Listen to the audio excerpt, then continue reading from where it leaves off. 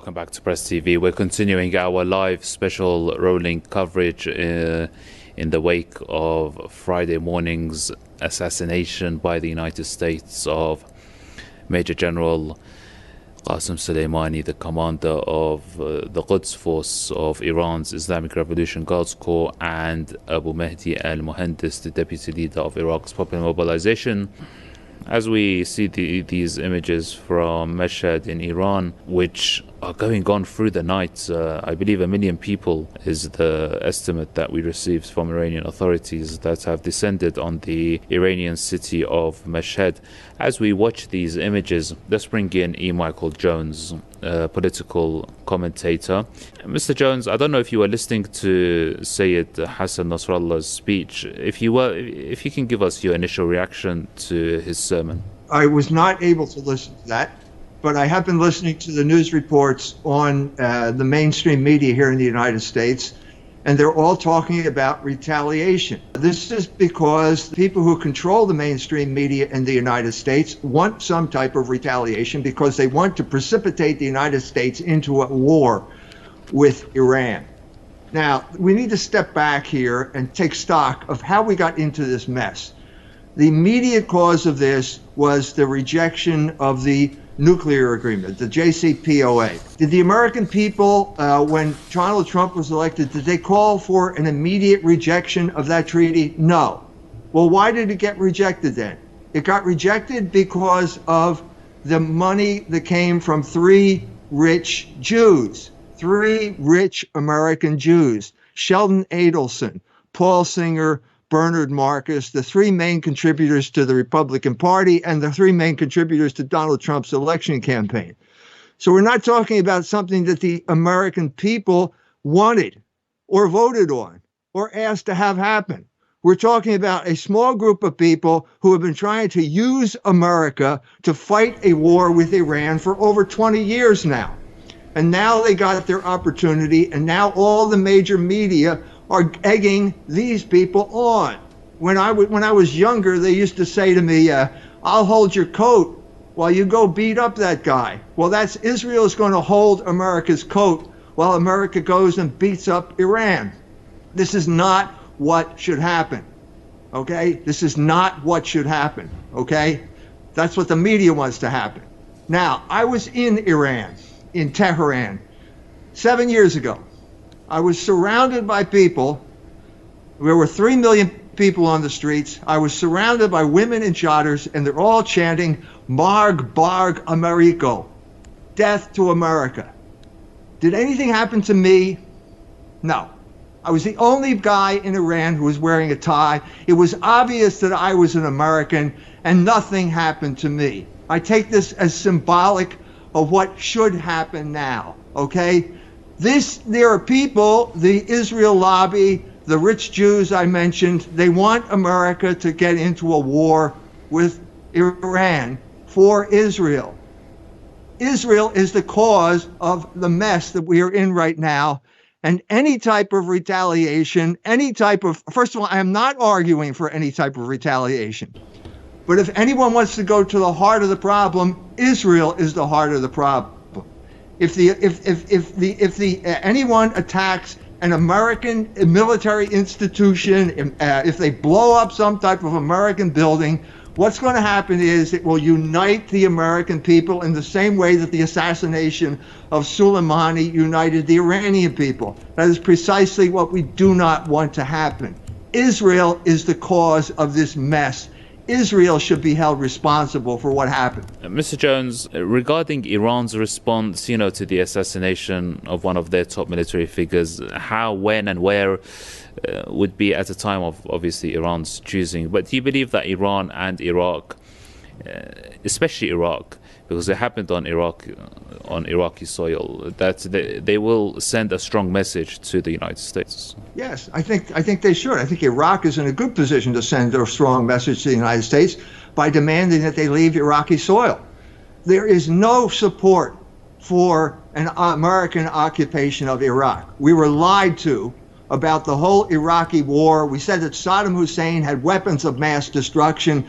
The American people were lied to. It was Americans who died there. It wasn't Israelis. It wasn't for the, I don't know whether any Jews died there, but probably no Jew died in this war. And now there is $1 trillion later, and all those American lives and all those Iraqi lives, and the situation is worse than if America had entered into this in the first place. This is precisely what we want to avoid again.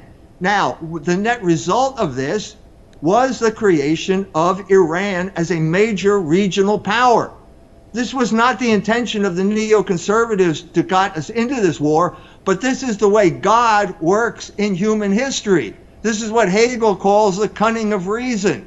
This is what we have to keep in mind when we are contemplating some type of counteraction here. There is a divine plan at work here, okay? And it's not the plan of Israel or the neoconservatives or Bernard Marcus or Sheldon Adelson or Paul Singer. We have to keep this in mind. We have to keep the big picture in mind, lest we be precipitated into exactly what the Israel lobby and the mainstream media and the deep state want to happen here. Mr. Jones, if you could, take me through your thinking on whatever calculations that had been made and, you know, whatever information would have been presented to President Donald Trump to make the decision to assassinate General Soleimani. The point here is, okay, was this strategic or was it tactical? It's this man. This is a man who's flying by the seat of his pants, as we say in America. He's in the middle of an impeachment crisis, okay? He was impeached because he did not go to war with Russia. That's what the deep state wanted. He vetoed. There was $300 million appropriated to send weapons to these Nazis in the Ukraine to attack Russia. He rejected that. That's why the impeachment took place. All of these decisions are happening immediately from something that happened 5 minutes ago. There's no strategic plan here. Donald Trump is in a position where he's fighting for his political life. And so he looks at the situation. Who knows who approved that, to get to the immediate history, who approved that attack that set this off in Kurdistan? Who approved that attack? Did Donald Trump approve it? It's not clear. Okay, that led to the occupation of the Green Zone. That was a neuralgic point for Americans because it happened 40 years to the day, almost to the day, to the month, let's say, of the student occupation of the U.S. Embassy in Iran. Okay, so it brought back all of these memories, all of these painful memories for these Americans, the humiliation of America that took place in 1979. And at this point, he's in a room full of people, and he's angry, and he overreacts because they're proposing options. This was not a proportional response to the occupation of the Green Zone. Nobody died in the Green Zone. And here you're murdering a man, more than one man, you're murdering people in response to what was basically a street demonstration. That was not a proportional response. It was not the right thing to do. And the only thing I can assume is that Donald Trump is under so much stress at this point that he overreacted.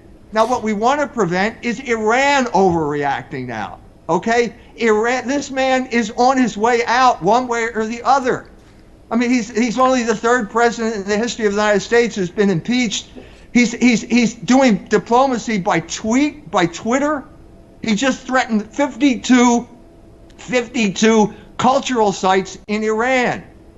Who came up with this idea? Is this the United States of America, or is it Donald Trump tweeting all on his own? I'm saying you have to take this into account because there are people who are cheering on from the side, Benjamin Netanyahu being one of them, hoping, praying to whatever God they pray to, that Iran will overreact in the same way that Donald Trump did and precipitate a war that will be fought for the benefit of Israel and no one else, not for the Iranian people and not for the benefit of the American people. I'm trying to tap into your thoughts to see perhaps if Donald Trump was misled into this, or as you suggested, the deep state was behind it. Of course the deep state is behind this. Donald Trump is forever trying to be friendly with his enemies.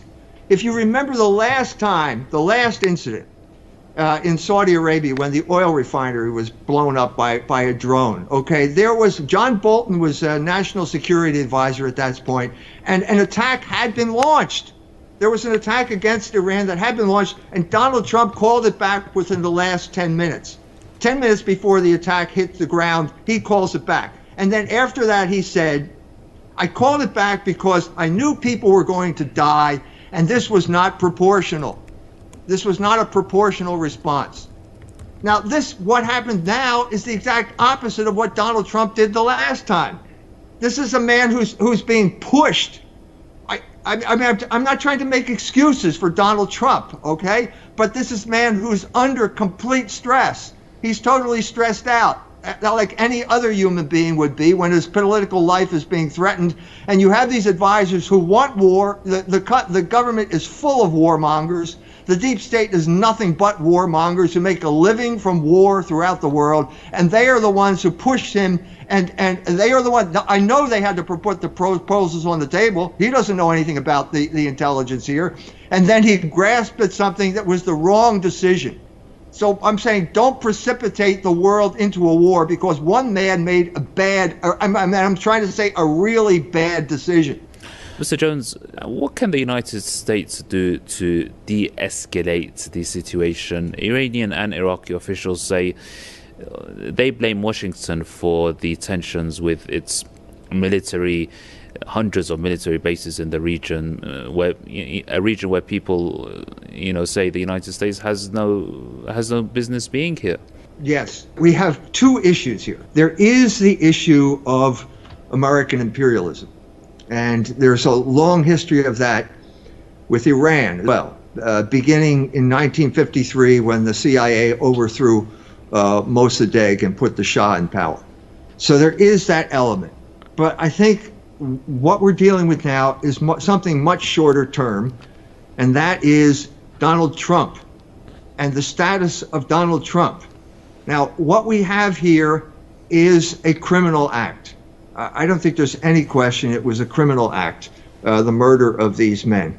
What he's proposing now with the destruction of 52 sites, cultural sites in Iran, also constitute a war crime. What is the status of a president who has been impeached? He has been impeached, okay? He is waiting to go on trial in the Senate. What is the status of a man who is basically waging war through his Twitter account? That we have never had a situation like this in American history because we never had the technology like this in American history. And I'm saying because of this unprecedented situation, we need to step back and take stock of what happened here. Maybe we should treat this as a man who was elected but then was impeached and is now acting on his own and engaging in criminal activity on his own. And maybe this is a more sensible way to deal with the issue that we're facing right now, rather than dragging in the long picture. And I'm not denying anything, all of the bad history that goes into American imperialism. I'm not denying that. I'm trying to deal with a short-term crisis of incalculable magnitude right here. And I'm saying a better way to approach it may be that we have a man who has been impeached, who has engaged in criminal activity, and maybe we should just let the impeachment procedure proceed, because then he will be put on trial in the Senate, and then let's resolve it in a legal manner rather than bringing on World War III. Well, Mr. Jones, if this is a diversion tactic by the U.S. president, I don't know, do you think it's a diversion tactic? To save him from impeachment? From the impeachment process inquiry. I think there's a strong possibility. Anytime a president gets in trouble, he creates a foreign war. We have a term for it. It's called wag the dog. So when Bill Clinton was found involved with Monica Lewinsky, he fired cruise missiles into an aspirin factory in Sudan to distract everyone's attention from the fact that he was in trouble. So if it is, sorry to cut you short, if it is a diversion tactic, do you think it's working, taking into account that And let's go back to Iraq here, where Parliament has called on the government to expel these forces. Now, at the same time, the popular cleric, if you're familiar with him, Muqtada al-Sadr, whose forces have history with the US troops in Iraq, has demanded, he's made a number of demands today, along with his party and his millions of followers. These demands are, I think, 5. They include the cancellation of the any security agreements with the United States, which means the expulsion of US forces from the region, the closure of the US embassy, cutting trade ties with America, the forming of a national unity force to resist, that means taking up arms against American troops, in addition to an urgent meeting of all the factions, all the armed factions in Iraq and the resistance forces in Iraq. At the same time, we've got just breaking news reaching us here on Press TV that the leader of one of the units of Iraq's Popular Mobilization Forces, by the name of Asa'ib Ahl al-Haq, their leader, Qais al-Khazali, has warned that if the US military does not leave Iraq, it will be considered as an occupying power. And he's hailed the Iraqi parliament for voting to expel American troops from the Arab nation. And he also said that the Iraqis will avenge the deaths of the martyrs, the recent martyrs that went due to the US airstrikes. Of course, today the Iraqi parliament voted in favor of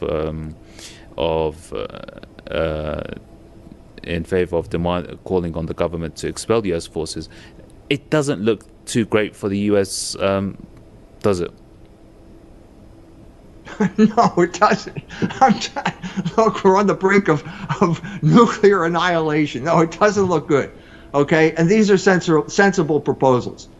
I'm saying that up to this point, the impeachment proceedings were not working.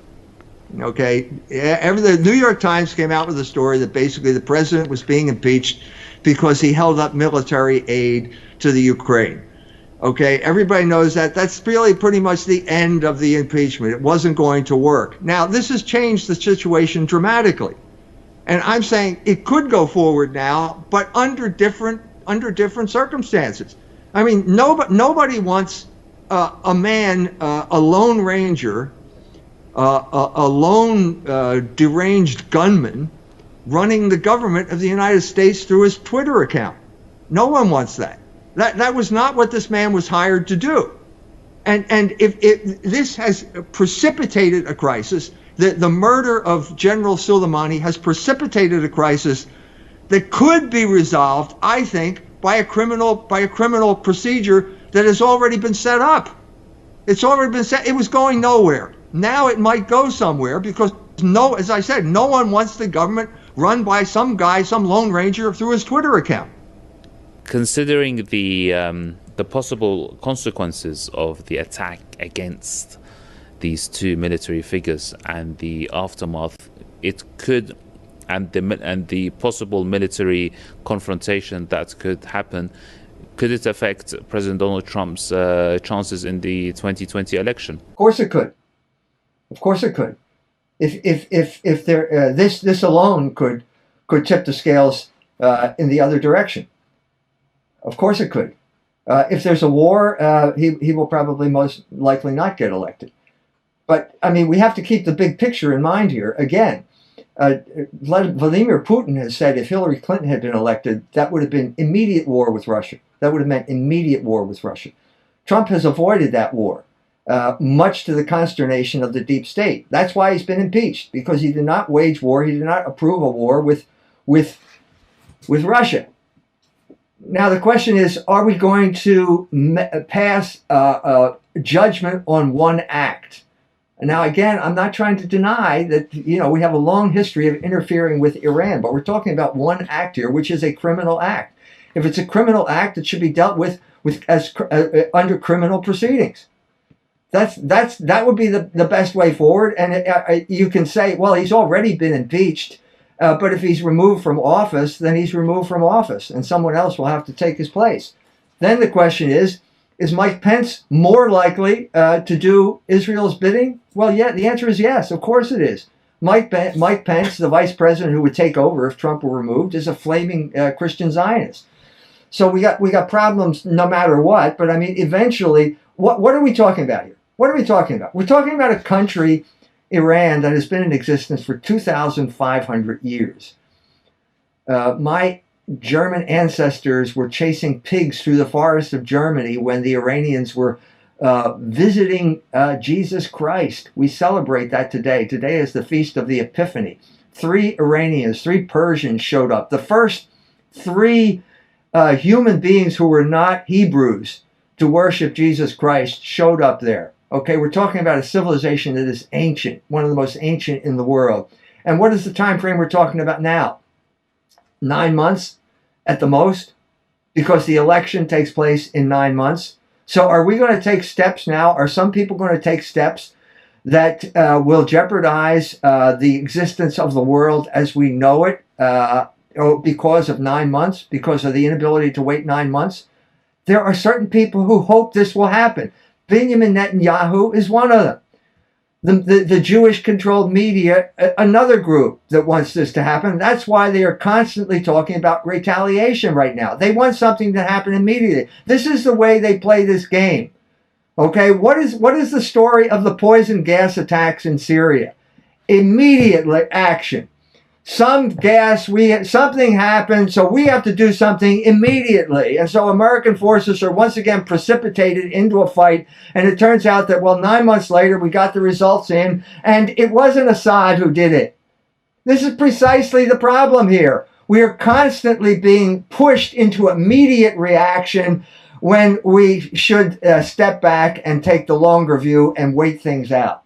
So I'm saying now the shoe is on the other foot. Generally, it's on the foot of the United States when these false flag poison gas attacks take place in Syria.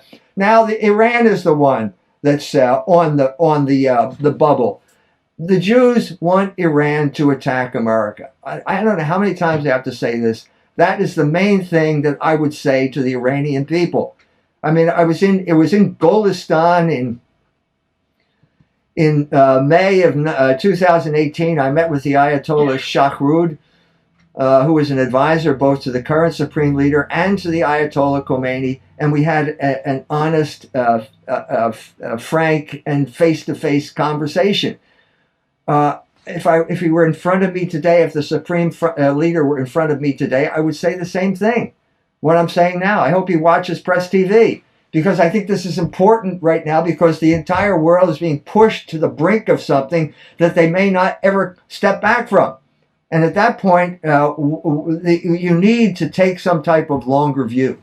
Did you think the U.S. administration, did you think the White House had expected the response that we're seeing today and yesterday in Iraq, both in Iraq? I don't know if you saw it, if you had the chance to see the footage of the mass millions of people mourning the death of both General Qasem Soleimani, pardon me, and the deputy leader of Iraq's Popular Mobilization Forces, Abu Mahdi Mohandes. These 2 military officials, which the United States appears to have thought that they were disliked by their people.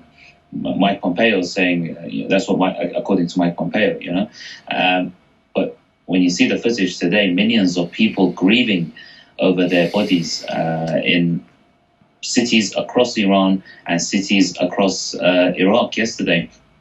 Did you think the United States expected that? And did you think the White House expected that unity among the Iraqis and the Iranians? When you're asking me about the White House, it's too vague, okay? You've got two players here. You've got Donald Trump's advisors and you've got Donald Trump. Donald Trump's advisors have an agenda. The classic example of this was John Bolton. Why did he appoint John Bolton? Well, because Sheldon Adelson likes John Bolton, and John Bolton will always represent the hard line for Israel. The same thing is true of Mike Pompeo. Okay, why did he appoint him? Well, because Sheldon Adelson likes him, and Sheldon Adelson has lots of money, and Donald Trump likes lots of money. Bear with me for 1 second, Mr. Jones. As we're speaking, we're seeing live images on the other side of our screen at Mahrabad, Tehran. These live images are reaching us here are you're seeing crowds of people there waiting for the arrival of General Soleimani's body to the Iranian capital. It looks like there's going to be some form of ceremony, which was widely expected. There's military figures there. Perhaps the family and the loved ones of General Soleimani are also in attendance. Mehrabad Airport it used to be the international airport of Tehran. It's now that's Imam Khomeini Airport. Mehrabad Airport's used for domestic flights. So General Soleimani's coffin, his body is coming from Mashhad, and we're waiting for his arrival at the Iranian capital, Tehran, where on Monday there's going to be another mass funeral procession for the Iran's top military commander. As you were, Mr. Jones, let's get back to the differences in the White House. Who essentially is the commander-in-chief? The commander-in-chief is Donald Trump. He needs advice from this far-flung military operation throughout the world. Those people, as I've said, have certain interests in mind. It was clearer, obviously, when John Bolton was the national security advisor, but I don't think the situation has changed all that much. The national security advisor, the deep state, they want war. They exist for war. Their salaries are paid because America is going to prepare for war, and they're the people who are going to prepare to do it. So the question is, did they expect the reaction that they got?